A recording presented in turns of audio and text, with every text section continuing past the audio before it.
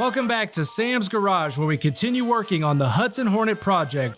Sam and Doug Harris install the front end on the Hornet that gives it that iconic Hudson look. This is the exciting part. This is where the Hudson's front end goes together and it becomes a car again. I've got Mike from Lewis Rod and Customs, and he's the mastermind behind the bodywork on this for Doug Harris from HE&M Saw. We've got the front end here. Now today I'm gonna be just basically helping out, supervising, which is nice. I don't have to work really hard. The first thing we're gonna do, Mike, by the way, beautiful job. Thank you very much, Such Sam. a great job on this car. I really appreciate it. The underneath, the attention to detail, the final finish on the paint, it's phenomenal. Even the trim, wonderful. Yeah. the steering wheel. I mean, they did everything in-house. Very cool. Thank you very much. We take a lot of pride in our work. Yeah, we really appreciate it. I mean, it's absolutely gorgeous. If my father saw this, he'd be ecstatic. He really would. He'd probably have some jokes too. Oh, absolutely, yeah. So a lot of this, of course, is painted. All the threads are got paint in them. So the first thing you want to do when you're doing a job like this is go back and chase all the threads so that your hardware goes in nice and clean.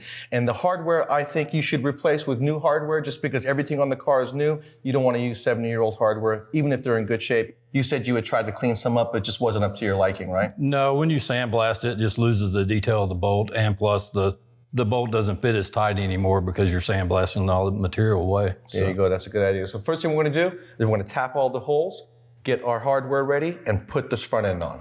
You guys ready? Yeah, let's get it. Let's do it. One hand. You gotta let me know where you want the tape. Like down this edge right here with the cowl, and then all the way down the edge of the fender to the bottom. Just to keep from chipping the paint on the car. It gives us a little bit of a barrier. Yes, and then we'll just peel it off after we get it installed or get the front end fitting. I'm putting like 3 layers on each one. All right, got it. Here's a tip for you guys. Whenever you're doing a tapping, a hole, chasing it, whatever, you have a tap, you notice there's 4 grooves in the tap, and you are doing something tedious and you don't want the metal shavings to go anywhere, take a little bit of grease and put it in between the grooves. And when you go in to do the chasing, the material will sit in the middle where the grease is, and there'll be a lot less material where you're working.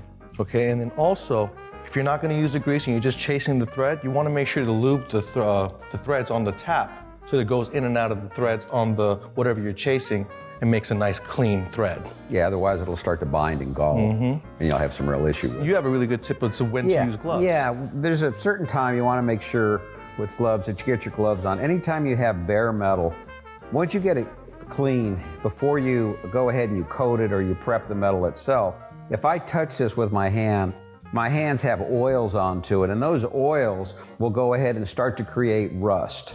So it's real important that you're getting ready to deal with bare metal, that you go ahead and put a set of gloves on. It'll save you a lot of time and effort, especially when you're doing the body work, because some of the things that can happen, you can touch a body when it's bare and then put primer on it, but if you don't get those oils off, it'll come back years later. So make sure you know when to use gloves. And there's nothing wrong with staying clean and working hard. All right, Mike, Doug, and I are ready to put this front end on. Now, this is where you guys have to get everything in a row. We've got all our hardware. We've got all our nuts chased, tapped out, ready to go, clean threads.